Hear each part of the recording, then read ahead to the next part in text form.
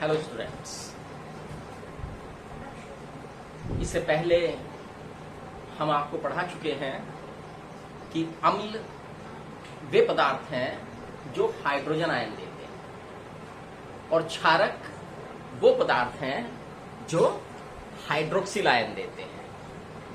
अब हम देखेंगे कि भाई जो अम्ल है और जो क्षारक है, यदि इनकी परस्पर अभिक्रिया कराई जाए तो क्या होता है।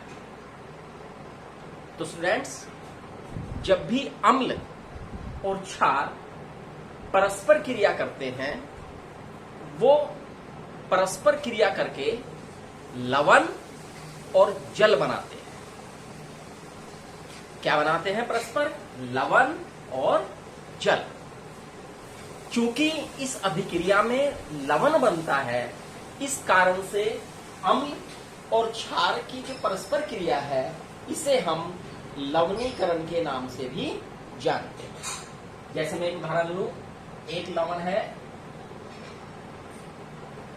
एक अम्ल और क्षार की अभिक्रिया में करा रहा हूं। एक क्षार हम ले रहे हैं सोडियम हाइड्रोक्साइड NaOH, और जब इसकी अभिक्रिया हम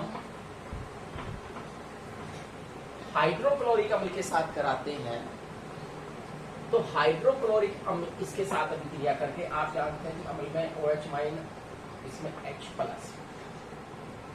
ठीक, तो ये सोडियम इस क्लोरीन के साथ बंध बनाकर NaCl बना लेता है, और इसी के साथ साथ हाइड्रोजन आयन OH आयन के साथ क्रिया कर H2O यानी कि जल बना लेते हैं। समीकरण को बैलेंस करेंगे। Na एक है, एक है, OH O एक है, एक है। यहां पर हम देख रहे हैं Cl एक है और यहां पर Cl एक है। H एक और एक, दो है। तो इस हिसाब से अगर हम देखें तो रिएक्शन जो है संतुलित है। ये सोडियम हाइड्रोक्साइड, सोडियम हाइड्रोक्साइड,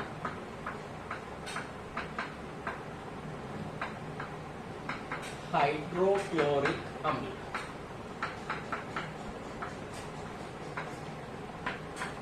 ये क्या है? Sodium chloride.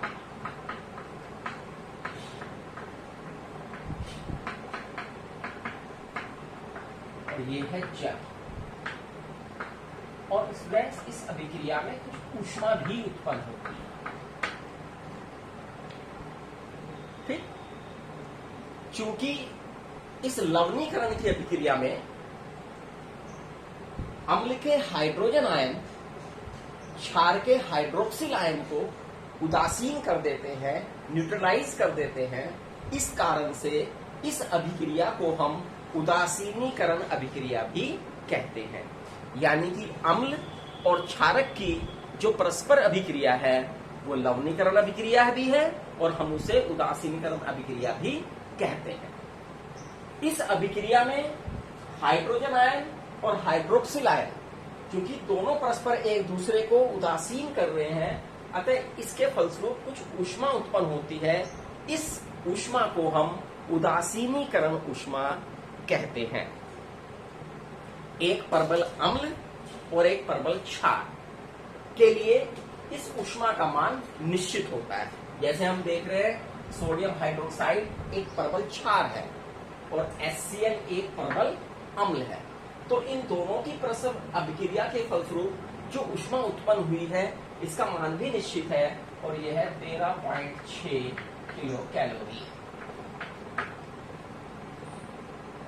तो स्टूडेंट, समझ में आया कि लवणीकरण क्या होता है, उदासीनीकरण क्या होता है और उदासीनीकरण ऊष्मा क्या होती है। चलिए अब हम इसमें और आगे बढ़ते हैं। अब हम देखेंगे इसमें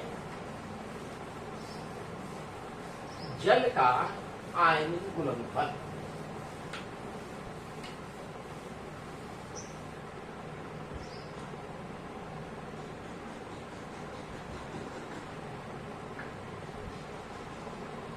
जल का आयनिक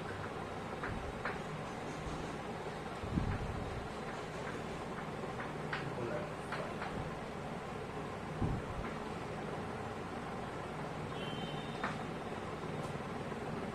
क्या अभिप्राय है जल के आयनिक गुणनफल से? देखिए, स्थिर ताप पर, ताप अगर स्थिर है, स्थिर ताप पर जल में उपस्थित हाइड्रोजन आयन के सांद्रण और हाइड्रोक्सिल आयन के सांद्रण के गुणनफल को, यानी दोनों की गुना अगर हम कर दें, के गुणनफल को जल का आयनिक गुणनफल कहते हैं। स्थिर ताप पर जल में उपस्थित हाइड्रोजन आयन के सांद्रण और हाइड्रोक्सिल आयन के सांद्रण के गुणनफल को जल का आयनिक गुणनफल कहते हैं और इसे हम Kw से प्रदर्शित करते हैं। आप जानते हैं कि जल है बच्चों, आयनों में टूट जाता है, H आयन में और हाइड्रोक्सिल आयन में जल टूटता है। तो हमने कहा है जल में उपस्थित हाइड्रोजन आयन के सांद्रण और जल में उपस्थित हाइड्रोक्सिल आयन के सांद्रण के गुणनफल को जल का आयनिक गुणनफल कहते हैं और इसे हमने किससे प्रदर्शित किया? Kw से। Is that clear? ये जल का आयनिक गुणनफल। स्थिर ताप हमने कहा, ताप यानी सारा काम एक निश्चित ताप पर 25 डिग्री सेंटीग्रेड पर जल के आयनिक गुणनफल का मान 1 गुणा 10 की घात -14 होता है। यानी कि 25 डिग्री सेंटीग्रेड पर H आयन का सांद्रण और हाइड्रोक्सिल आयन का सांद्रण बराबर हो जाएगा 1 गुणा 10 की घात -14। क्लियर? और इसमें देखते हैं, चूंकि जल तो उदासीन होता है, चूंकि जल उदासीन है इसलिए उसमें हाइड्रोजन आयन और हाइड्रोक्सिल आयन इनकी संख्याएं बराबर होती हैं। तो संख्या बराबर होने से यानी H आयन और हाइड्रोक्सिल आयन की संख्या आपस में बराबर है तो प्रत्येक का मान हो जाएगा, तो बराबर बराबर बढ़ जाएगा 1 गुणा 10 की घात -7। तो ये है हाइड्रोजन आयन का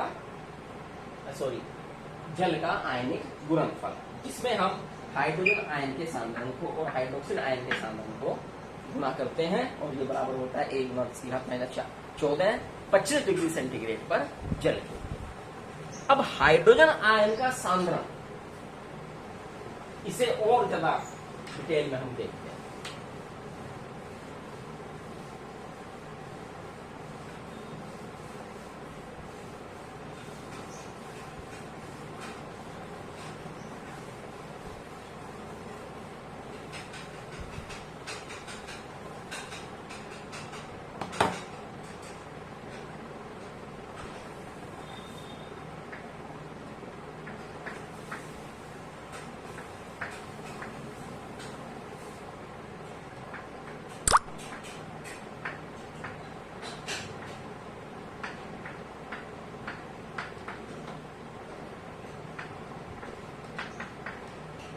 हाइड्रोजन आयन का सांद्रण।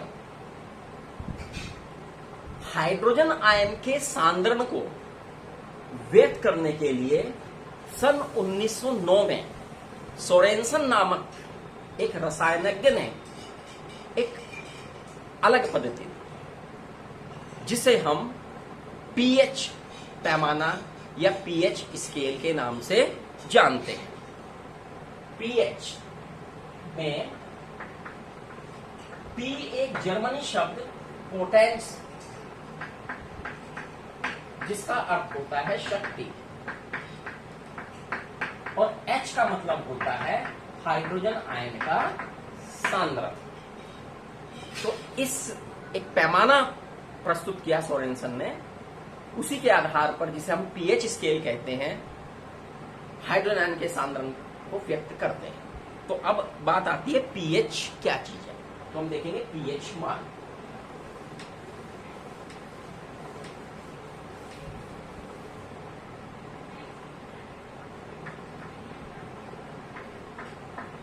पीएच मान क्या है?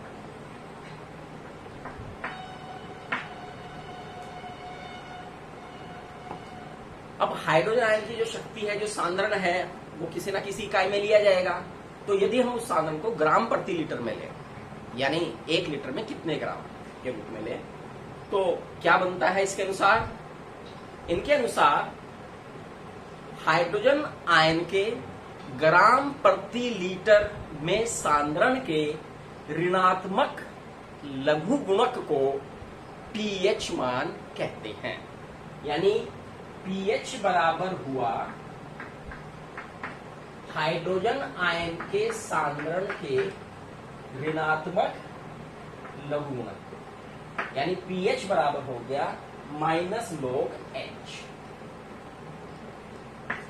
पीएच बराबर हो गया माइनस log H, या इसे दूसरे शब्दों में हम कह सकते हैं हाइड्रोजन आयन के सांद्रण के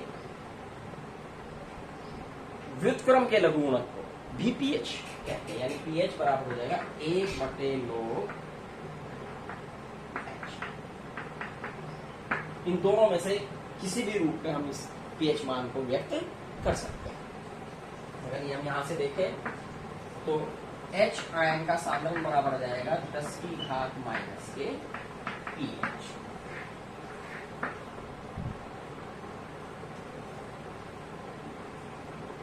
H आयन का सांद्रण बराबर आ जाएगा 10 की घात माइनस के पीएच। Is that clear? तो हम इसे और इसे आधार मानकर हम और आगे की बात करें। पीएच जो है एक शुद्ध संख्या है, इसका कोई मात्रक नहीं होता है। ये बात हम जहन में बिठा लें, ठीक है भाई। अगर तो इसे आधार मानते हुए एक पैमाना बनाया गया जिसे हम पीएच पैमाना कहते हैं। ये सूत्र याद रखिएगा, अभी इनका यूज होगा। एक पैमाना बनाया जिसे हम क्या कहते हैं? पीएच स्केल या पीएच पैमाना कहते हैं। इस पीएच स्केल में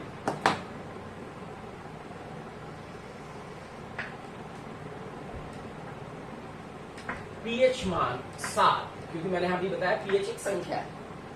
7 जो है पीएच मान 7, यानी वो उदासीन है, ना अम्लीय है ना क्षारीय। फिर 7 से कम करेंगे 6, 5, 4, 3 और आगे बढ़ा लेते हैं इसे 2, 1 और अंत में 0। इसी प्रकार से इधर बढ़ते हैं 8, 9, 10, 11, 12, 13 और 14। यह है पीएच स्केल। इसमें 7 आप देख रहे हैं बिल्कुल बीच में है। 7 उदासीनता को बता रहा है। यदि किसी विलयन का पीएच 7 है तो इसका अर्थ है कि वह विलयन ना तो अम्लीय है और न ही वह क्षारीय। लेकिन जैसे जैसे पीएच मान घटता है, 7 से 6, 5, 4, 3, 2, 1 या 0 आता है, तो इधर की तरफ हम कहते हैं कि अम्लीयता बढ़ती है, अम्लीयता बढ़ रही है। ठीक। और जैसे जैसे पीएच का मान बढ़ता है 8, 9, 10, 11, 12, 13, 14, तो इधर की तरफ क्या बढ़ रही है? क्षारीयता बढ़ रही है। तो अब देखिए अम्लीयता बढ़ रही है इधर और क्षारीयता बढ़ रही है इधर। ये बढ़ता क्रम है। तो अम्लीयता इधर की तरफ क्या हो रही है? आप कहेंगे घट रही है। और क्षारीयता इधर की तरफ क्या हो रही है? क्षारीयता इधर की तरफ घट रही है। समझे एक बात, यदि मैं कहूं किसी विलयन का पीएच मान 7 है तो क्या है वो? अम्लीय है या क्षारीय है? तो आप कहेंगे 7 तो उदासीन हमने लिया है पीएच स्केल पर, तो 7 पीएच वाला विलयन उदासीन। और यदि मैं कहूं किसी विलयन का पीएच मान 3 है तो क्या है वह? अम्लीय है या क्षारीय है? तो आप कहेंगे पीएच मान 3 है तो वह अम्लीय है। और यदि मैं कहूं कि किसी विलयन का पीएच मान 11 है तो 11 वाला क्या है? 11 वाला क्षारीय है। अब एक और प्रश्न कि भाई पीएच 5 वाला विलयन ज्यादा अम्लीय है या पीएच 3 वाला विलयन ज्यादा अम्लीय? तो हमने कहा देखिए जैसे जैसे हम इधर बढ़ रहे हैं अम्लीयता क्या हो रही है? बढ़ रही, यानी पीएच घटेगा तो अम्लीयता बढ़ेगी। पीएच 3, पीएच 5, तो किसका पीएच कम है? 3 वाले का, तो ये ज्यादा अम्लीय होगा बनिस्बत की 5 वाले का। ऐसे क्षारीयता वाले में क्षारीयता इधर की तरफ बढ़ रही है। यदि किसी का पीएच मान 11 है और एक दूसरा विलयन है जिसका पीएच मान 13 है तो 13 वाला ज्यादा क्षारीय होगा बनिस्बत की 11। ठीक, तो पीएच पैमाना। अब यहाँ पर हाइड्रोजन आयन का साधन देखो, यहाँ पे 10 की घात 0, 10 की घात -1, 10 की घात -2, -3, 10 की घात -4, 10 की घात -5, 10 की घात -6, 10 की घात -7, तो हो जाएगा 10 की घात -8, 10 की घात -9, 10 की घात -10, 10 की घात -11, 10 की घात -12, 10 की घात -13 और 10 की घात -14। ये हाइड्रोजन आयन का साधन है।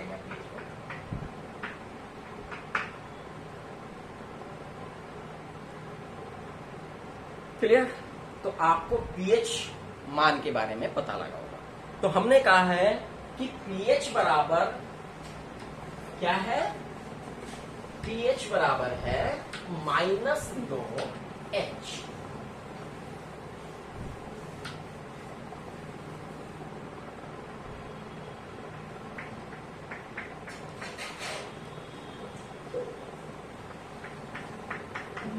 या H आयन का सांद्रण बराबर है 10 की घात -pH। यदि मैं कहूं किसी विलयन में हाइड्रोजन आयन का जो सांद्रण है वो 10 की घात -5 मोल प्रति लीटर है,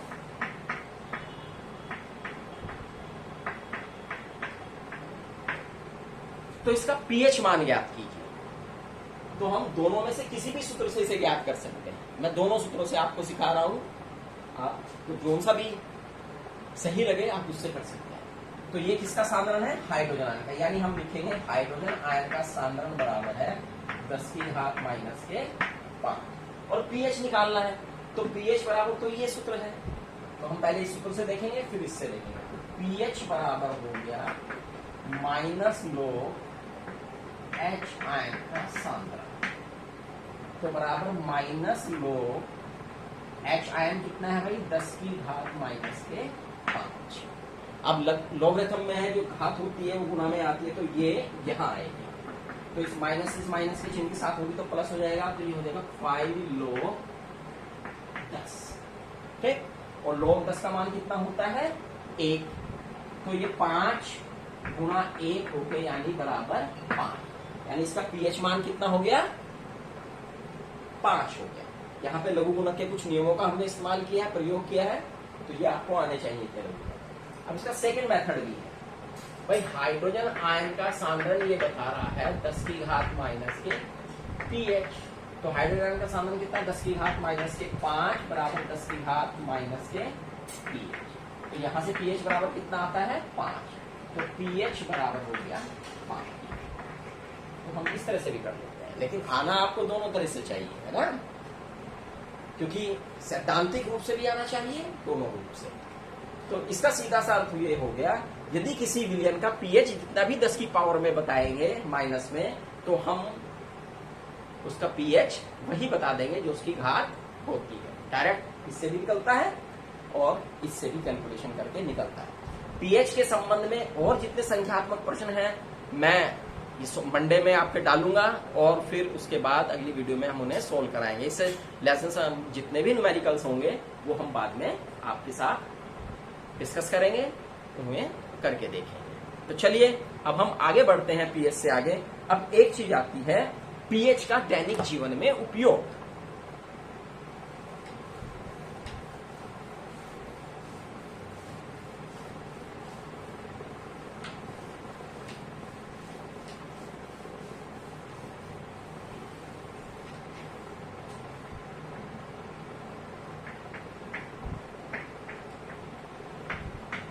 दैनिक जीवन में उपयोग।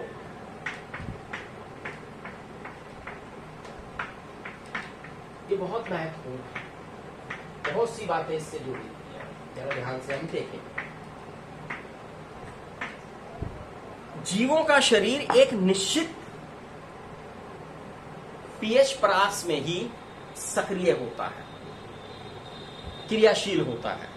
इसे संकीर्ण, जैसे यदि हम कहें हमारा शरीर जो है, हमारे शरीर का पीएच मान 7 से 7.8 रहे तो हम इस पीएच परास में जीवित रहते हैं, काम करता है हमारा शरीर। यदि ये पीएच परास डिस्टर्ब होता है तो हमारे शरीर का जो क्रियाकलाप है वो भी डिस्टर्ब होता है। कैसे, जरा हम देखें। देखिए, सबसे पहले हम देखें कि हमारा जो मुंह के भीतर पीएच मान 5.5 से यदि कम हो जाए, मुंह के भीतर यदि पीएच का मान 5.5 से कम हो जाए, अब 5.5 पीएच स्केल पर अगर हम देखें तो अम्लीयता की बात कर रहा है ना। तो हमारे जो दांत का इनामेल है, दंत बल्ब, दांत में बच्चों, दांत की यदि हम स्ट्रक्चर को पढ़ेंगे तो हम देखेंगे कि दांत में हमारा जो पूरा बाहर का हिस्सा है वो इनामेल नामक पदार्थ का बना होता है, और ये हमारे शरीर का सबसे कठोर ऊतक है इनामेल, और ये बना होता है कैल्शियम फॉस्फेट का। इसका बना होता है कैल्शियम फॉस्फेट का। तो जब हमारे मुख गुहा का, मुख का पीएच मान 5.5 से कम होता है तो वो अम्ल जो हमारे मुख गुहा के भीतर है वो इस कैल्शियम फॉस्फेट को डीके करने लगता है। देखो, डीके करना शुरू होता है। इसे हम कहते हैं दंत क्षय। पीएच मान डिस्टर्ब हुआ तो प्रॉब्लम शुरू, दंत क्षय। दूसरे आपने देखा कि जब हमारे अपच होती है, अपच हो जाती है तो अमाशय के भीतर बहुत अधिक मात्रा में अम्ल बनता है, और जब अम्ल बनता है तो खट्टी डकारे, जलन, पेट में दर्द जैसी व्याधियां हमारी शुरू होती है। इसे शांत करने के लिए हम कोई क्षारीय पदार्थ ढूंढते हैं कि भाई क्षारीय पदार्थ लो, क्योंकि हमने पढ़ा अभी अम्ल और क्षार जब क्रिया करते हैं तो एक दूसरे को न्यूट्रलाइज कर देते हैं, कोई लवण बना लेते हैं। तो हम भी एक क्षारीय पदार्थ की तलाश में रहते हैं कि भाई कोई क्षारीय चीज खाएं जिससे कि ये एसिड जो हमारी शरीर के भीतर हमारे पेट में बना है ये कम हो। तो मेडिसिन में जाए तो magnesium hydroxide, milk of magnesia जिसे हम कहते हैं, वो प्रयोग करते हैं। और यदि घरों में आपने देखा होगा तो आपको घरों में बताया जाता है कि भाई पेठे का सेवन करो, है ना, दूध में पानी डाल के पियो, खाने का सोडा जो है सोडियम बाइकार्बोनेट जो कि एक तरह का क्षारीय है उसका प्रयोग करो। तो ये हम इलाज ढूंढते हैं। तो इसका कारण यही है कि अम्ल को क्षार उदासीन करता है, इसलिए हम वो इलाज ढूंढते हैं। और बातें देखते हैं, वर्षा जब होती है, आजकल वर्षा का मौसम है, और जब वर्षा में वर्षा जल का पीएच मान 5.6 से घटने लगता है, 5.6 से कम होने लगता है, तब हम इसे अम्लीय वर्षा कहते हैं। और ये वर्षा का जल नले, नदी, नाले, तालाब में इकट्ठा होगा और वहां का पीएच भी गड़बड़ा जाएगा, और उसमें जो जलीय जीव होंगे उनके जीवन को दुर्लभ बना देगा अम्लीय वर्षा, है ना। और आपने पढ़ा भी होगा कि ताजमहल का जो रंग है, ताजमहल का जो संगमरमर है, वो भी अम्लीय वर्षा के कारण ही जो है गड़बड़ा रहा है। तो इसके कुप्रभाव होते हैं। और देखेंगे हम, हमारी जो मृदा है, भूमि, यदि उसका पीएच 7 रहे तो इस 7 पीएच पर पौधे बहुत अच्छा ग्रो करते हैं, बहुत अच्छी विकास दर देते हैं। लेकिन पीएच का मान जैसे घटता या बढ़ता है तो उन्हें विकसित होने में दिक्कत होने लगती है। हाँ, कुछ फसलें ऐसी होती हैं जिन्हें कुछ अम्लीय मृदा पसंद होती है, कुछ क्षारीय मृदा पसंद होती है। तो हम फसलों का चुनाव करने के लिए उससे पहले हमें अपनी भूमि की पीएच जरूर जांच करा लेनी चाहिए। पीएच जांच कराने का बिल्कुल सिंपल तरीका होता है, ये भी मैं आपको जब मैं सूचक पढ़ाऊंगा तब इसके बारे में भी हम थोड़ा सा जिक्र करेंगे। आपने कभी देखा होगा कि यदि आपको कोई ततैया है ना, येलो वेस्ट काट ले तो बहुत तेज दर्द आपको होता है। क्यों होता है दर्द? जानते हैं क्यों होता है? क्या हो जाता है इसमें? क्या करते हैं येलो वेस्ट या ततैया? बच्चों इनके डंक में ना, जब ये डंक मारते हैं आपको, तो डंक के द्वारा एक अम्ल आपकी त्वचा में, आपके शरीर में इनके द्वारा इंजेक्ट कर दिया जाता है, छोड़ दिया जाता है अम्ल।